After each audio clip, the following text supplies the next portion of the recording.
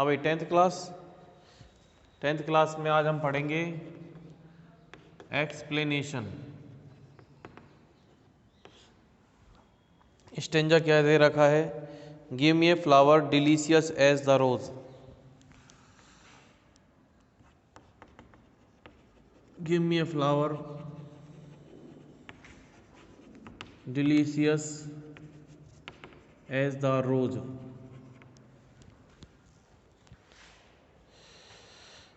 And stately as the lily in her pride. And stately as lily in her pride.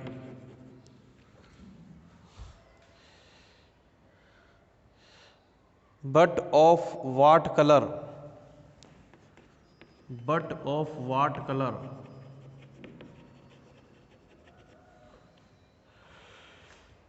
Rose red, love first choose.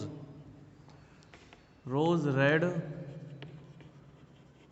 love first choose.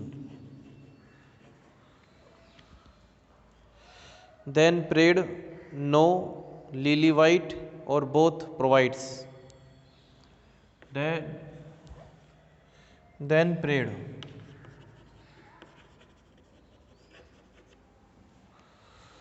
no, lily white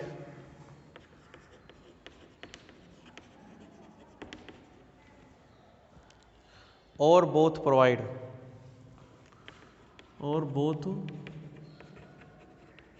provide. तो ये आपके हैं कि इसमें stanza का इंदियर देख लो कि एक फ्लावर दिया जाए जो कि रोज़ की जितना ही डिलीशियस हो और लिली जितना ही गौरवपूर्ण हो और यानी भव्य हो, गर्व से परिपूर्ण हो, लेकिन किस कलर का हो? क्योंकि प्रेम करने वाले रोज़ को पहले चुनते हैं, फिर प्रार्थना करते हैं कि नहीं, लिली जितना वाइट भी ना हो, नो लिली वाइट जितना भी ना हो, दोनों प्रोवाइड की जाए लाल और रेड से के कॉम्बिनेशन से। तो इसका रेफरेंस क्या होगा कि these lines have been taken from the poem The Lotus, composed by the poet Toru Dutt.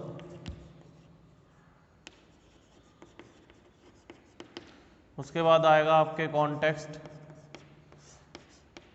प्रसंग में क्या आएगा? In these lines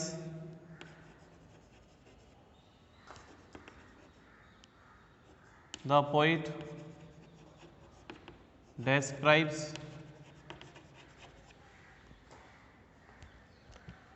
about the dispute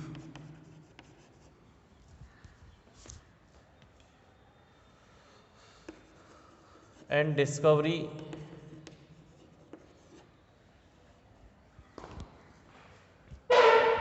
about the dispute and discovery, finding a rose who will have both qualities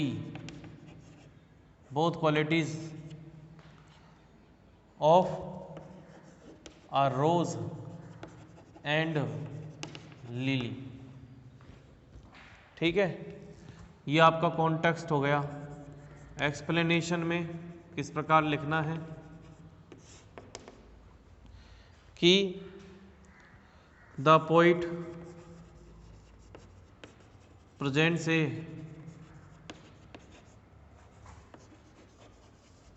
beautiful description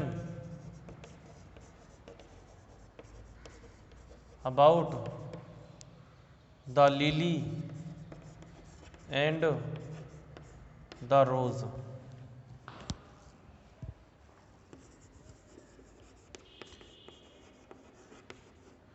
they have been rivals for a long time to get high honor in vegetation world. ठीक है,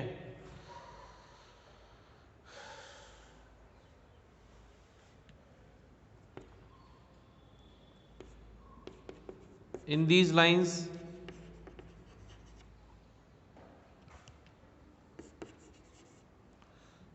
the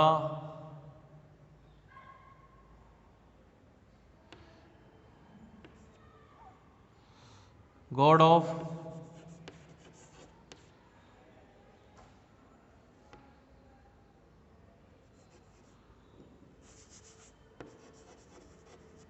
the goddess of vegetation,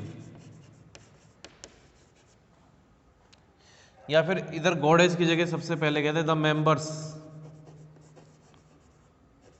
यानी the members यानी सदस्य of vegetation world, यानी वनस्पति के संसार के जितने भी सदस्य हैं।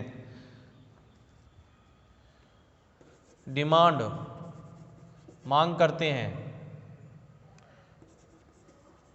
अबाउट ए फ्लावर एक फूल के बारे में,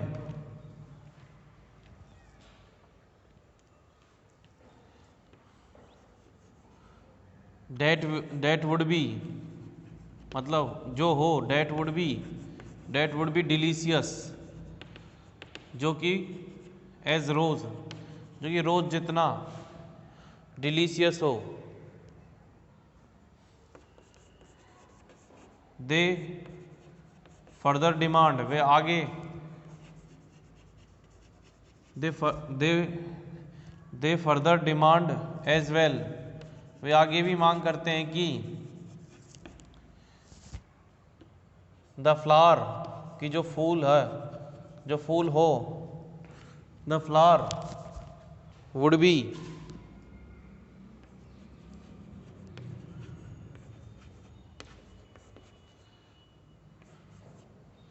state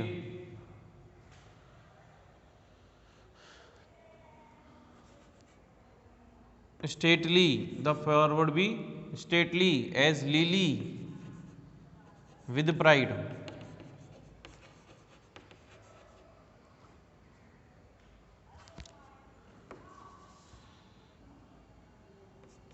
They argue that which color of flower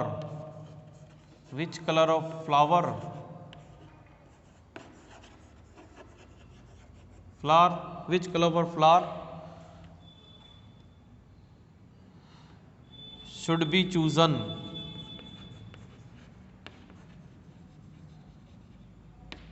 Love chooses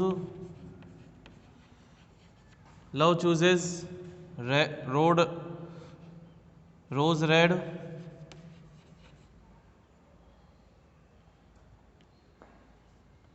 and then they prayed, उसके बाद वो प्रार्थना करते हैं, they prayed that both color of lily as white and red as rose should be या must be included in that flower। तो ये हो गया आपके एक्सप्लेनेशन इसकी, लिली एंड द रोज की, किस प्रकार से बता रहे हैं हम इसमें, क्या बता रहे हैं कि the poet presents a beautiful description, कवि एक सुंदर वर्णन प्रस्तुत करता है। किसके बारे में करता है भाई? लिली के बारे में और रोज के बारे में। They have been rivals for a long time, वो काफ़ी सालों से, काफ़ी दिनों से एक दूसरे के प्रतिद्वंदी रहे हैं, और प्रतिद्वंदी होने के साथ साथ किसके लिए प्रतिद्वंदिता है? हाई ऑनर, उच्च सम्मान में वेजिटेशन वर्ल्ड के अंदर। इन दिस लाइन्स, इन लाइनों में मेंबर ऑफ वेजिटेशन वर्ल्ड के, वनस्पति संसार के जो मेंबर्स हैं वो डिमांड करते हैं एक फ्लावर के बारे में जो कि रोज़ जितना डिलीशियस हो, और वे आगे भी डिमांड करते हैं कि फ्लावर जो हो वो लिली जितना गर्वपूर्ण हो। दे आर्ग्यू, वे इस चीज़ के बारे में आर्ग्यू भी करते हैं कि जिसका कलर जो हो उस फूल का, वो कि आर्ग्यू करते हैं कि किस प्रकार का जो फूल है, which colour of flower should be choose, यानी उपयोग किया जाए, चूज़ किया जाए, चुना लिया जाए।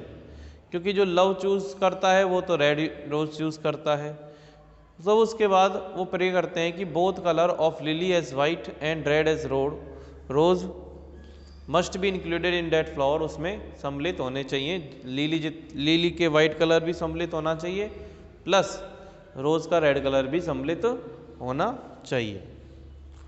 ठीक है भाई। उसके बाद जो नेक्स्ट है,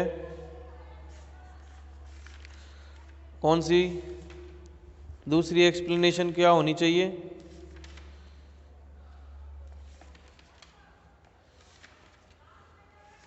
ये अथवा में दी जाएगी।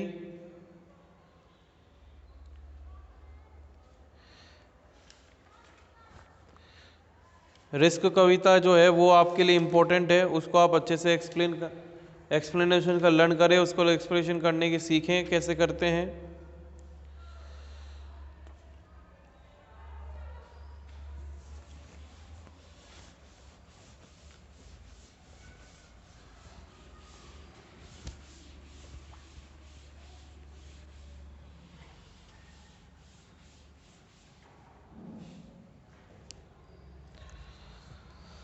इसमें दे रखा है कि आई फेल इनटू ग्रीफ, या देखो, I fell into grief, I fell into grief and began to complain, and began to complain. I looked for a friend, but I sought in. I looked for a friend, but I sought him in vain.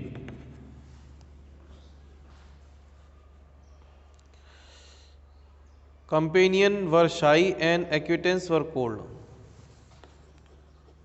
Companions were shy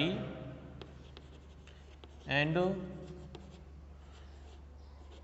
acquaintances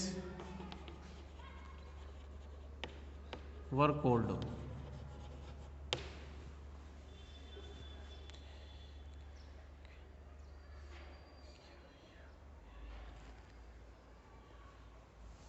इसको दोबारा देखो, ACQUAINTANCE, acquaintance were cold, comma they gave me good counsel but dreaded their gold. They gave me good counsel and dreaded their gold. देखो सबसे पहली बात तो ये past में लिखा गया है, इसमें पास्ट टेंस का यूज़ किया गया है इस स्टेंजा में, तो आप पास्ट टेंस का यूज़ भी कर सकते हैं, चाहे तो इसको प्रेजेंट में भी बता सकते हैं। रेफरेंस आपको पता ही है किस कविता से लिया गया है और माई गुड राइट हैंड से लिया गया है, और इसके लिखने वाले का नाम आपको पता होना चाहिए। हम डायरेक्ट बात करते हैं कॉन्टेक्स्ट से। कॉन्टेक्स्ट में किस प्रकार से लिखेंगे कि these lines are about the bad time of the poet.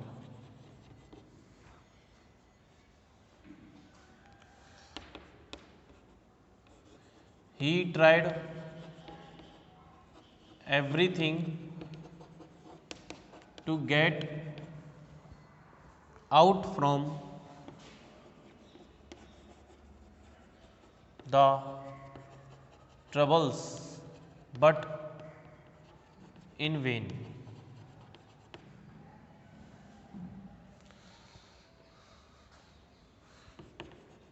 He explains that he explains about his false friend। वो अपने झूठे मित्रों के बारे में भी व्याख्या करता है, प्लस अपने बुरे वक्त, ये लाइनों में कवि के बुरे वक्त के बारे में बताया। द पोइट जो है ये कवि के बारे में, बुरे वक्त के बारे में बताती है, ये के बारे में है। वह हर चीज़ को कोशिश करता है अपने बुरे समय से, परेशानी से बाहर आने की, लेकिन सब कुछ बर्बाद हो जाता है। वो अपने झूठे मित्रों के बारे में भी वो बताता है। उसके बाद आती है अपनी एक्सप्लेनेशन। किस प्रकार से एक्सप्लेनेशन में क्या कह रहा है कि the poet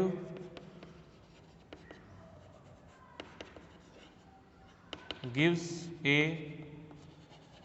beautiful description। The poet gives a beautiful description। कवि एक सुंदर वर्णन प्रस्तुत करता है, ये देता है about his good right hand, अपने अच्छे हाथ के बारे में। He describes वह वर्णन करता है कि he describes करता है कि when he was in the situation of bad time,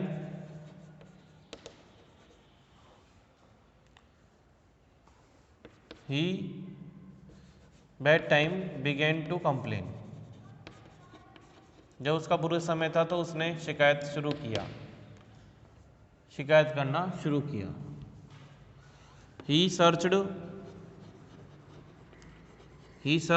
for a friend,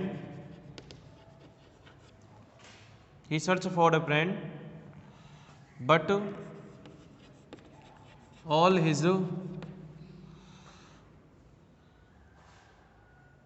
all his tries या फिर all his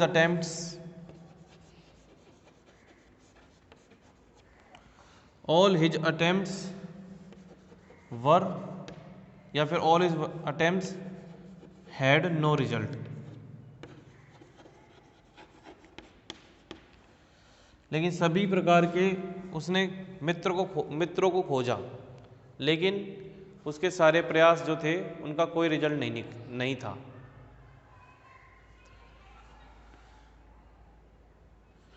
When he went to his friends, his companion, जब वो अपने साथियों के पास जाता है, they वर शाई। तो दे बिकेम शाई लिख सकते हैं, दे बिकेम शाई।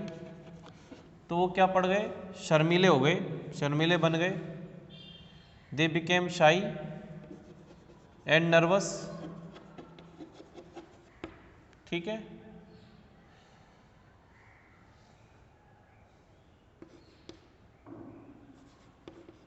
His acquaintance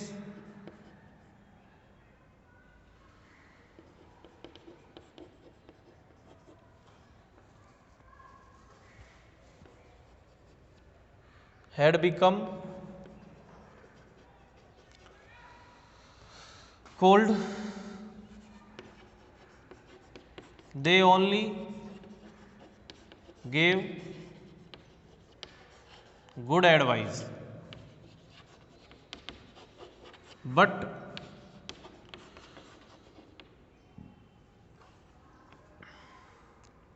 for help they